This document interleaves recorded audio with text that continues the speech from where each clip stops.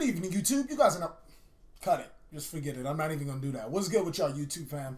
For the people that don't are here for Yu-Gi-Oh content, just click away from this video. This has nothing to do with Yu-Gi-Oh. This is for my A1 since day one. This is for the people that wants to know the TheCaliEffect. And is this title clickbaity?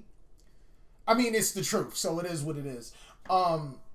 First, before we even get into the story, I want to tell you guys or speak to you guys about gangs, especially where I grew up in. So this is going to be resuming from around my 7th grade year in middle school, my 6th and 7th grade year in middle school, because the first couple of years that I talked about in the last video was, you know, I grew up in Long Beach, I grew up in East LA, and at those times I was a kid. Nobody messes with kids unless you were, you know, your parents are on drugs and stuff, and you don't necessarily have anybody but them to lean on.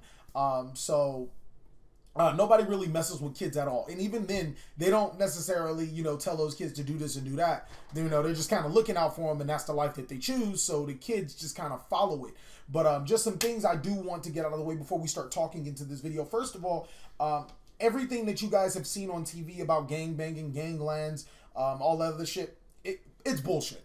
Especially for the kids that grew up in my generation, because we were the catalyst that started what gang banging is today, which is either some pop culture bullshit or nobody really bangs. I mean, to be essential with you guys, gang banging has been played out since fucking 2009, 2010, since like we graduated. So that's one thing I wanted to say. And by played out, I mean people don't bang the way that they used to. People don't run up on you and do all that stuff. I mean, to squash that right there, when I was growing up, niggas didn't run up on you and shoot, all right? They fought more than they did anything else. You get your ass whooped, but as far as doing, you know, running up on niggas with guns and shit, that wasn't happening like it was happening in the late 80s and the early 90s. For us, we just wasn't really down with that. Secondly, gangs weren't necessarily a bad thing. Like, I hate the negative stigma that gangs do have. And I'm not saying that there isn't a negatives of being a part of a gang or being affiliated with a gang. But what I am saying is that gangs were initially made to protect the people in certain neighborhoods, especially from the oppressors, people that abuse the power of the law, or other neighborhoods that wanted to take advantage. And it went to a downward spiral when crack cocaine was introduced into the neighborhood. So basically what happened when gangs took a downward spiral is that crack was introduced, niggas found a way to make money, and they started selling crack to their own people.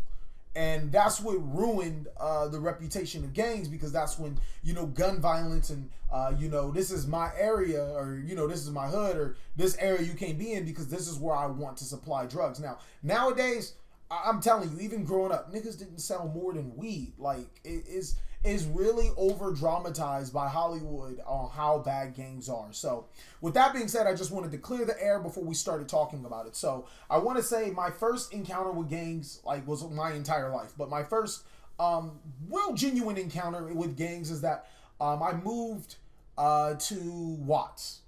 And if anybody asks me where I'm from, I tell them LA. They keep asking, I tell them I'm from Watts. Normally conversations stop right there. Watts is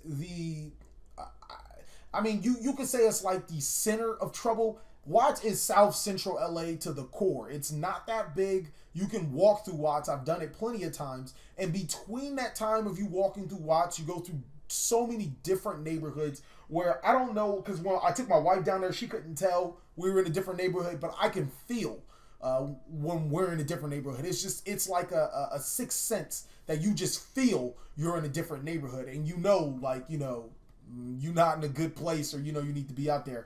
But growing up, we moved to Watts, California, and I went to this middle school called Gompers Middle School. Now, that was my first interaction, is because kids would approach me because I would wear all different types of colors, red, blue, it don't matter. And they'd be like, hey, where you from? And the first time I asked where I'm from, I was like, Long Beach, or like, you know, my house. Like, it didn't come across me that people or kids were participating in that activity was, trying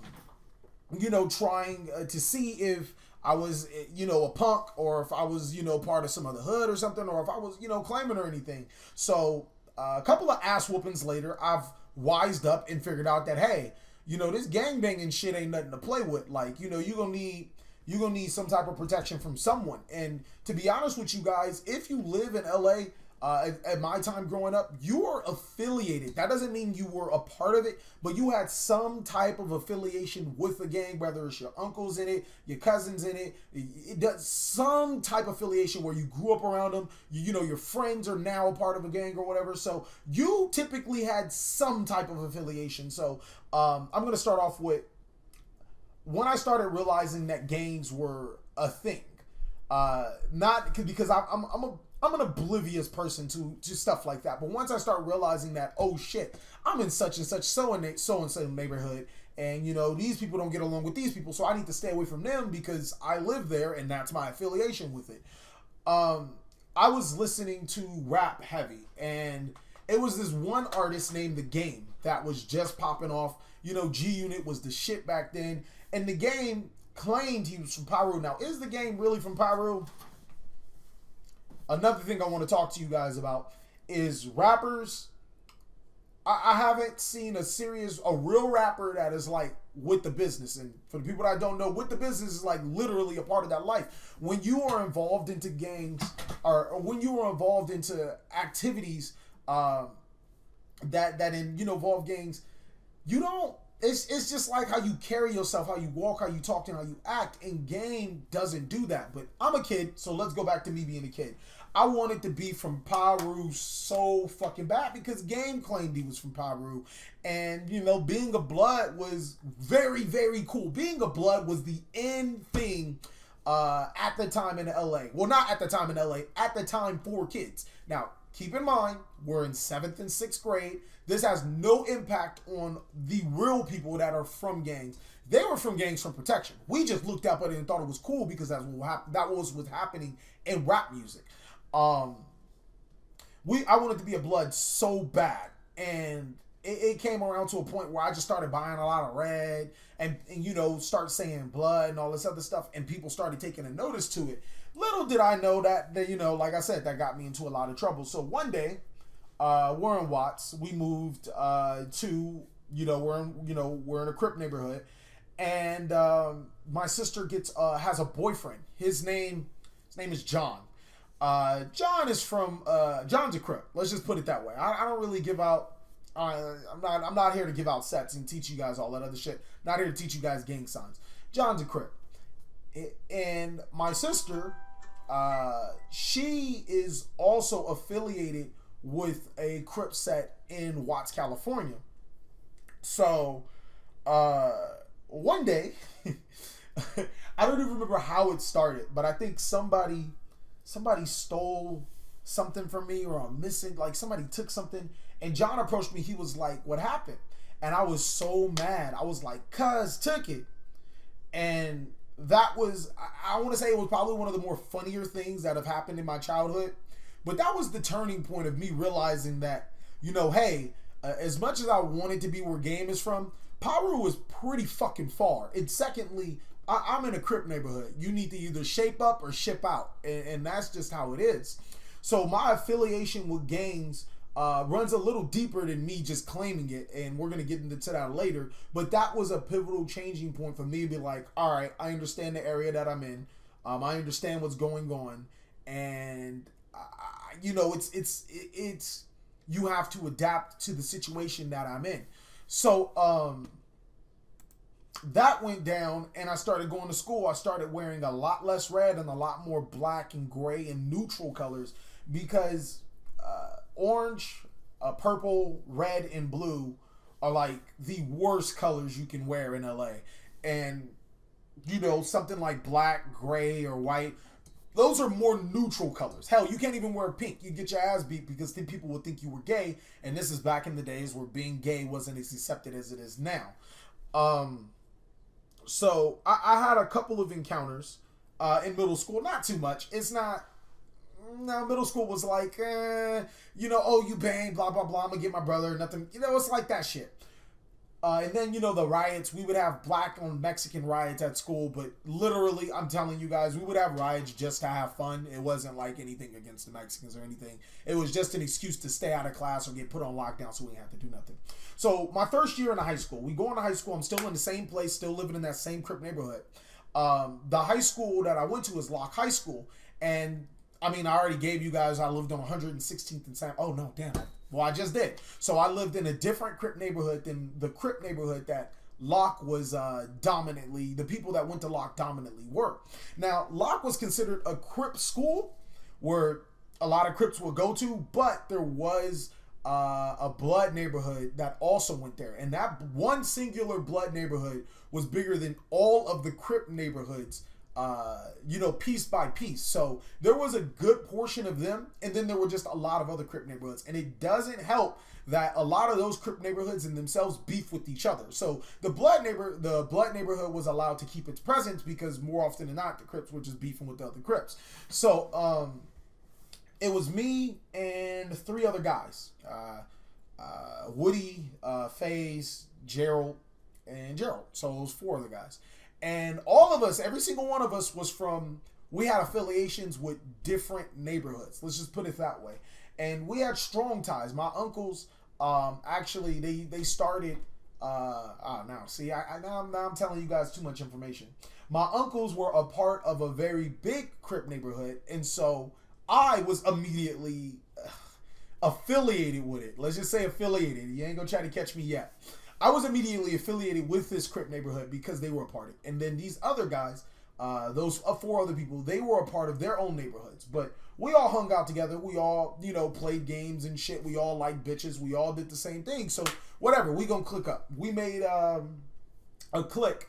And if you guys don't know, gangbanging at that point in time wasn't gangbanging like it was before. Like I said, you know, you could bang or whatever, and you could be cool with other guys. Back in the day, from what I'm told, if somebody is from a different set, y'all beefing. You know what I mean? Like if y'all hoods got beef, y'all beefing. That's just the end of the day.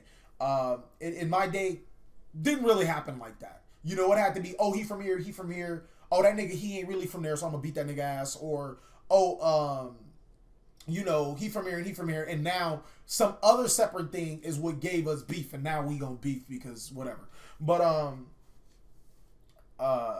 we made our own crew, our own clique, and what a clique is basically think of it as like a mini gang, and it's not really a gang, but it's a mini gang. So you cool with all 4 of your dudes, all y'all, you know, y'all run together, and our group was called West Coast Mafia. So we would hit up everywhere inside of Locke High School. We just thought it was the smartest idea to hit up means take, you know, paint, cans, Sharpies, and write, you know, your hood on the walls and everything. We thought it was the most brilliant idea to do that. And the places that we did it at were like, to be honest with you, it's a little bit of spoiler of the story. Niggas was like, how the fuck did you get up there? If you guys Google Maps Locke High School, there is multiple parking lots. There's a parking lot in the furthest portion of it. There's a parking lot in the rightmost portion. And then there's a parking lot in the front. We found a way to hop on top of the cafeteria building where that parking lot was on, get on the roof, and then hit up a wall where everyone can see coming from the back bungalows. So we were pretty much known throughout the entirety of the school, or the name was known throughout the entirety of the school, but not who were in it. So here's the story. It's in high school. I probably, my 9th grade year of high school, I'm not even going to lie to you guys, I do know. I got my report card one day, or my mother got the report card, and it said I was in school 12 days out of the 180 days, or however many days there is in high school. And by 12 days, it means 12 full days. That means going from period 1 to period 6, 12 full days. And obviously, certain classes I would attend to more often than not because I really like those classes. That's for another story. But for 12 whole days, I was there. So normally I was ditching. I was doing whatever I do. I was chasing panties. Seriously, I was chasing bitches. Totally different story again. It's 6th period, and 6th period PE for us is athletics. If you were in a sport, football, basketball, baseball, it did not matter. You had 6-period PE. 6-period PE is also the place where none of the TA looked for people that were ditching. Don't know why. And also where the coaches were too busy coaching the players that they didn't pay attention to anybody in the stands or anything else. So we would ditch the 6-period PE because of those two factors. Plus, it was a lot of pussy there. And like I said, we trying to get our dick wet. I was still a virgin at the time, but we were very much trying. That was our sole goal in life. So I'm ditching class. I go through the back, and it's a huge gate. Locke is it's like a huge gated high school. And I mean like the prison gates with the prongs on the outside. And then inside of that school, it's even more gates. So you have to be pretty good at hopping gates if you want to do that. So it's just a standard like rolling gate, but it's closed and everything. We hop over the gate and we go towards the backside of the bleachers. Little did I know, this guy, Big Mike, actually rest in peace his soul. I believe he died that year, if not the year after. He is from the Blood Gang. He goes around, him and his crew go around checking niggas. And basically checking niggas mean you walk up to them, you ask them where you from. And if they say something you don't like, or more often than not, you just take off on their ass. That's just how it goes. So, Mike is going around checking dudes. He like, where you from? Everybody like, nobody. Nobody want no problems with Big Mike. We were in the 9th grade, and this nigga, he probably was in the 10th or 11th grade, but this dude was already 6'5", all this other fucking shit. This dude was big as shit. He was strong, but nobody wanted no problems with him. So even if you did bang, you probably not told him where you were from because that dude was big and his other guys, they weren't small. So it gets to the back of the bleachers and we ain't no bitches. We ain't gonna run. We ain't gonna go to the other spots. We ain't gonna leave because he checking niggas because then he gonna find us. And then that's when it's really gonna be a problem. So he gets to us. He asks the first dude, which is Faye, is where you from? Faye's like, I ain't from nowhere. He asked Gerald, where you from? He's like, nah, man, I don't bang. He asked Woody. Woody was like, man, I'm just skateboarder, blah, blah, blah. I ain't with that shit. He asked the other Gerald. Gerald's like, man, I don't bang, man. I don't do that. He asked me. And now that I reflect back at it, I think my mouth has got me in more trouble than I should have been. He asked me where I'm from. I'm like, I'm from West Coast Mafia, nigga. What's happening? Mike looked at me. He was like, oh, yeah? Look to the left. Look to the right. Made sure no TA was there. Soon as he finished looking both ways, I pulled my pants up. He went boop, boop, boop, boop, boop. Taking off. His friends. Boop, boop, boop, boop, boop. Taking off. Now, the track field and the football field, as you guys know, for every high school, the track field circles around the football field. Now, here's the funny thing, because I'm telling you, this school has a lot of gates. Outside of the track field is a gate. It's like a little small gate. It's a gate that protects, I don't know, it's like a gate in between the bleachers and the track field, but it's not like a huge gate or a real gate, like, gates that you normally see on bleachers. It's a gate before that gate. So it's just like a gate protruding on the outside of the track field. They are not beating my ass. They are knocking me the fuck out. And I'm getting hit against the gate. So every hit, I go back, get hit against the gate. The gate pushed me a little forward. They hit me again. It's like fucking fighting one of those, the little, okay, I guess you guys don't know. It's like this little plastic thing that you guys used to fight on. Well, I guess it would be like punching a puncher back. Because literally, every time you hit it, the gate pushes me back. So I'm trying to get my hits in or whatever, but it's 3 against 1. And finally, I just fall to the floor. Now, this is what I want to talk about my generation growing up and other generations growing up, or what I perceive. When a guy falls to the floor, when somebody falls to the floor that you don't like, you get stumped out. You get your ass beat. You are going to get destroyed. When I fell to the ground, they didn't stump me out. You know what I mean? They actually helped me up. And Big Mike was like, all right, you cool. I see you. You the only nigga to actually say something, to where you from and everything. And now that I recall on it, I don't think I had like any black eyes, any bruises or anything. So I don't even know if they were legitimately like going after me, or maybe my guard game is just that good. But but I've never had been jumped before, got respect from it, and been cool with the people that jumped me. This was one of the first. And Mike was like, you the only person that, you know, that stood up for me. I know all y'all niggas bang, but all y'all niggas bitches because y'all didn't even say where y'all was from. He was referring that to everybody in the bleachers and, you know, all the other dudes, or the dudes that I rode with. And he was like, you cool, bro. Whenever you want to bang, just let me know. Now, I wasn't going to tell him that, you know, I get down with the get down already, but I was like, all right, for sure, I feel that. And ever since then, Big Mike and his dudes, they never fucked with me. They would fuck with everybody else. I remember them fucking with the other 4 dudes. They took one of the dudes' Game Boy Advance, and I had to go get it back. So it's like, gang banging growing up was different. And it was the same in essence. It was more of a protection thing. I knew, excuse me, rest in peace his soul to Big Mike, but I knew that the kid wasn't necessarily a bad kid. He just didn't have the proper tools to succeed, and he got caught up deep into gang violence and wound up getting killed because of it. And with that being said, there is a lot of people that get into gang violence and succeed. There's a lot of gangbangers that graduate. I hate when people say if you're a gangbanger, you ain't doing nothing with your life and everything. There's a lot of gangbangers that graduate. It's a lot of gangbangers that go to college. It's a lot of gangbangers that graduate college and do something with their lives. Just because you bang or whatever doesn't mean that you got to be a low life with nothing. And to be honest, even those low lives with nothing, the first kid they have, they change up. I'm serious. I've seen complete 180. It's not all of them, but I've seen complete 180 turns from once a dude got a kid. He like, well, fuck, you know, it's all about my kid now. I got to provide for my kid, or I got to do something about this. I can't really be out in the street like that. And that's one thing that I can grow to respect from gangs is, first of all, it taught me how to be a man. It taught me to stand up for what I believe in. Secondly, it did provide protection. Gangs, that's what they're for. They literally, the police harasses you 24/7. You going into different sets, you got problems. But if they know that you know people, they ain't gonna fuck with you. And it don't matter if you necessarily like participating in gang activity or if you're affiliated with it.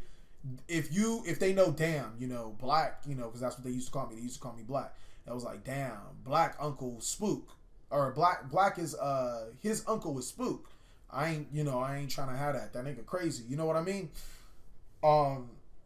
And like I said, gangs aren't a bad thing. It's not necessarily what the media partake in. My experience with gangs have it's had its pluses and it also had its downfalls. I'll talk about some other stories about me and gangbanging later on. But I really hope you guys enjoyed this video.